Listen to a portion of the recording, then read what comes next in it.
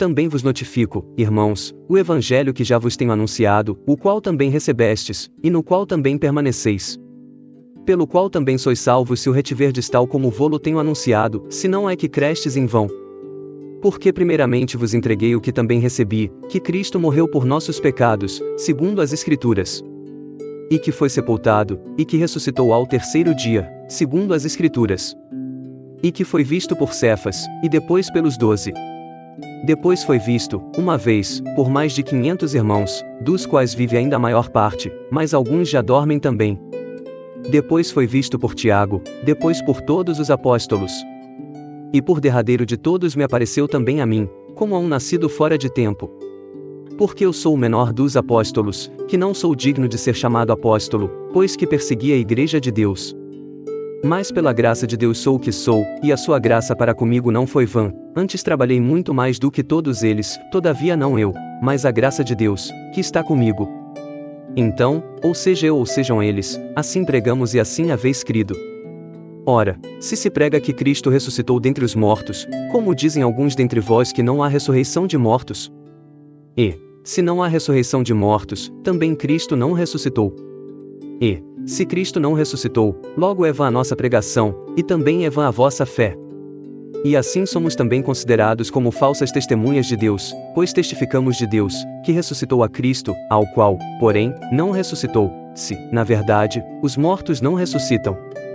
Porque, se os mortos não ressuscitam, também Cristo não ressuscitou. E, se Cristo não ressuscitou, é vã a vossa fé, e ainda permaneceis nos vossos pecados. E também os que dormiram em Cristo estão perdidos.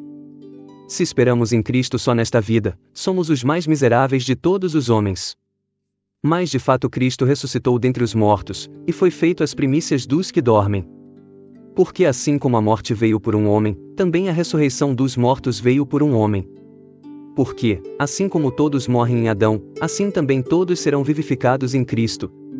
Mas cada um por sua ordem, Cristo as primícias, depois os que são de Cristo, na sua vinda. Depois virá o fim, quando tiver entregado o reino a Deus, ao Pai, e quando houver aniquilado todo o império, e toda a potestade e força. Porque convém que reine até que haja posto a todos os inimigos debaixo de seus pés. Ora, o último inimigo que há de ser aniquilado é a morte.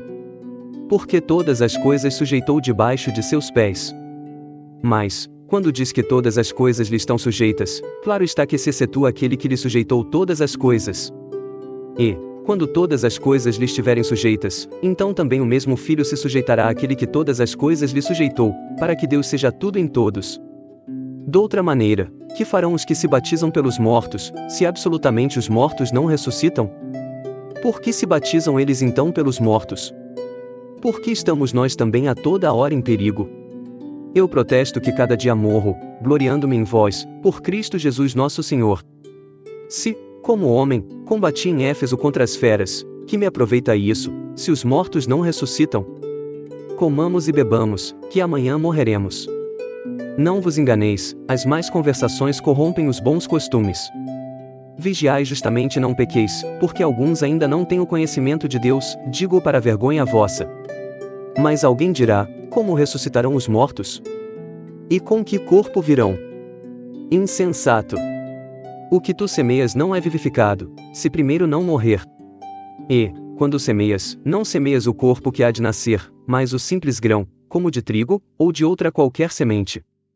Mas Deus dá-lhe o corpo como quer, e a cada semente o seu próprio corpo. Nem toda a carne é uma mesma carne, mas uma é a carne dos homens, e outra a carne dos animais, e outra a dos peixes e outra a das aves.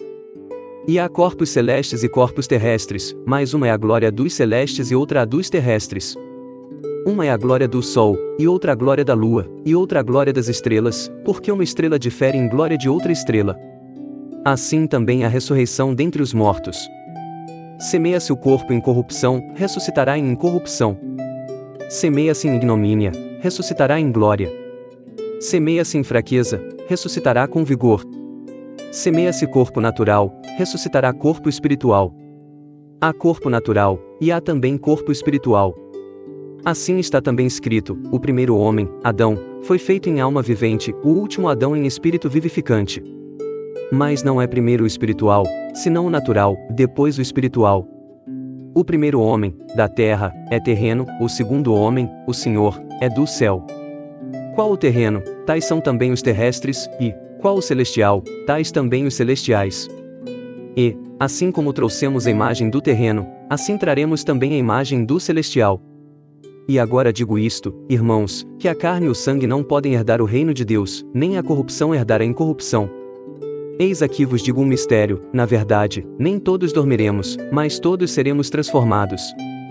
Num momento, num abrir e fechar de olhos, ante a última trombeta, porque a trombeta soará, e os mortos ressuscitarão incorruptíveis, e nós seremos transformados. Porque convém que isto que é corruptível se revista da incorruptibilidade, e que isto que é mortal se revista da imortalidade. E, quando isto que é corruptível se revestir da incorruptibilidade, e isto que é mortal se revestir da imortalidade, então cumprir-se-á a palavra que está escrita: tragada foi a morte na vitória. Onde está, ó morte, o teu aguilhão? Onde está, ó inferno, a tua vitória?